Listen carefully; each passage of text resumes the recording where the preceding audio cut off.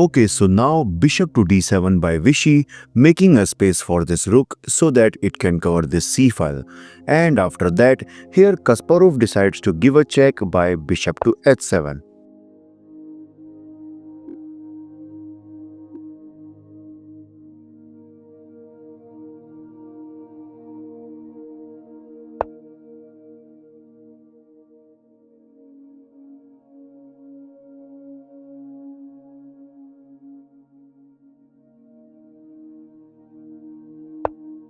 And as you can see, now Kasparov is targeting this pawn, but here, instead of guarding the b7 pawn, here black can continue this game by capturing this pawn on d4. This is because after bishop takes b7, and now you might be shocked that in this position, instead of defending this rook, here black can go for d takes e3, completely giving up this rook. This is because suppose after bishop takes a8, simply e takes f2 check, bishop takes f2, and finally queen takes a8. And at the end, you can see now black has these two powerful bishop pairs, and suppose if game continues like a knight to e5, which is targeting this bishop, but simply bishop to b5, attacking this rook. And if white slides his rook to e1, bishop to a4, targeting this queen. And after this queen moves to suppose on e2, bishop to f6, attacking this knight as well as this pawn on c3.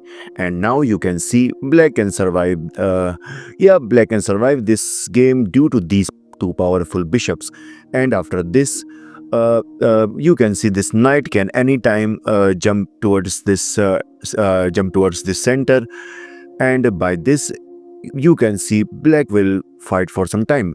Although this position is better for white due to the material advantage, but it can be holdable for black if white made any mistakes.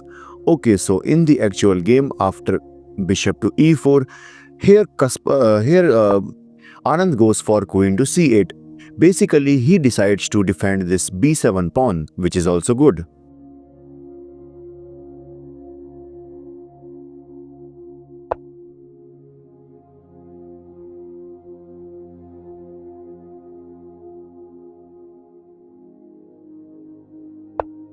Okay, so now Vishy is targeting this queen, and that's an inaccuracy because there are better moves than bishop to a4. Suppose after knight to e5, here black can continue this game by capturing this pawn on d4, and if knight takes d7, simply queen takes d7. And suppose if white goes for rook at f goes to d1, if he tries to pin this pawn on d4, simply rook at a goes to d8. And suppose if rook takes d4, attacking this queen, simply queen to c8, asking for rook exchange. And suppose if rook gets exchange, and at the end now you can see black has these powerful connected pawns, whereas white has this weak queenside isolated pawn which can be easily targeted by black in the future. Okay, so in the actual game, after the move bishop to a4, here Kasparov goes for queen to e2. Basically, he is preparing for queen to f3, which will target this pawn on b7. And the best way to defend this is bishop to c6. But here Vishy decides to go for knight to d7, which is a huge mistake, allowing white to go for rook at a goes to b1, creating more pressure over this b7 pawn.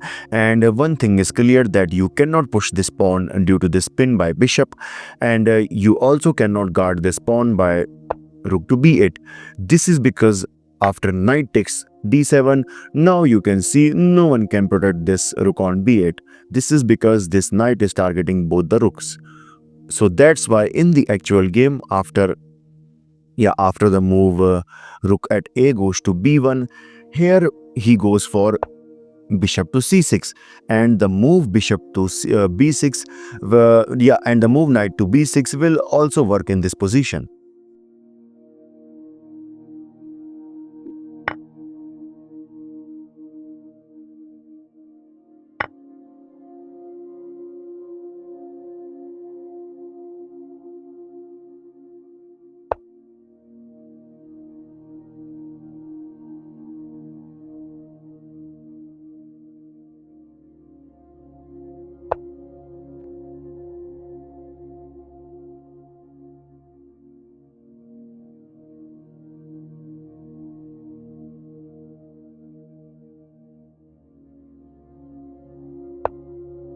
Okay, so as you can see here, Kasparov placed his bishop to e5, which is targeting this king side, as well as he's making some pressure over this knight.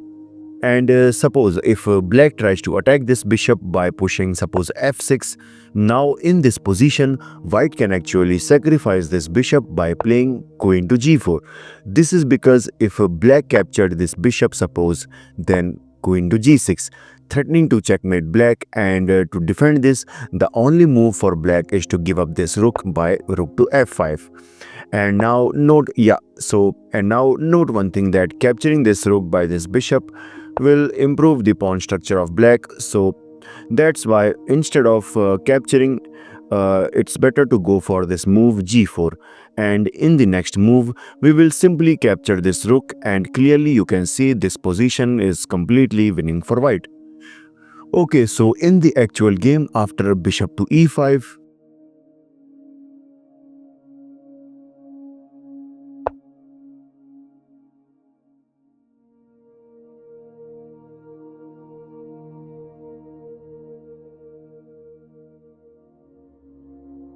and after that here Kasparov goes for queen to g3, threatening to mate on g7.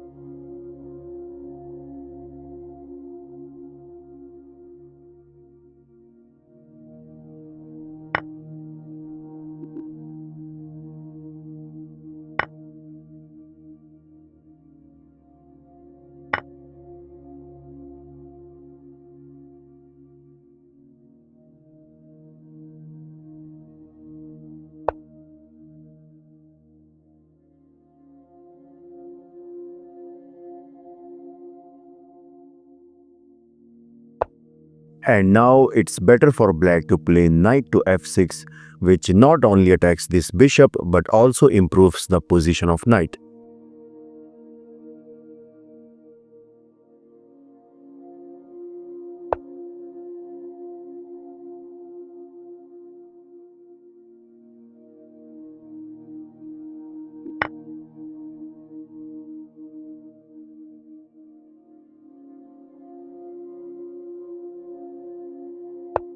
Okay, so here black is preparing for knight to g4, and basically, and here white can easily stop this by pushing h3. But instead of this, here Kasparov decides to bring his bishop back to f3, so that this knight cannot enter either of these squares.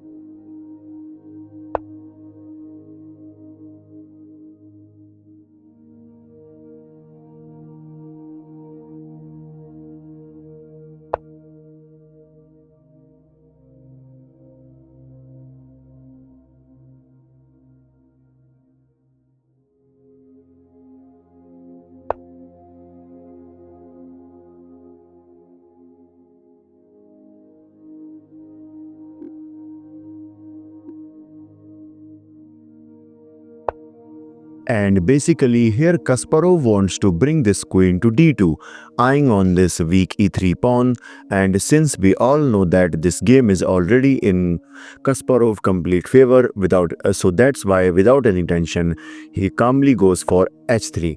And as I said, here Vishy must consider the move queen to d2 so that he can target this pawn on e3, but instead he decides to bring this rook to a8, creating some pressure over this a2 pawn.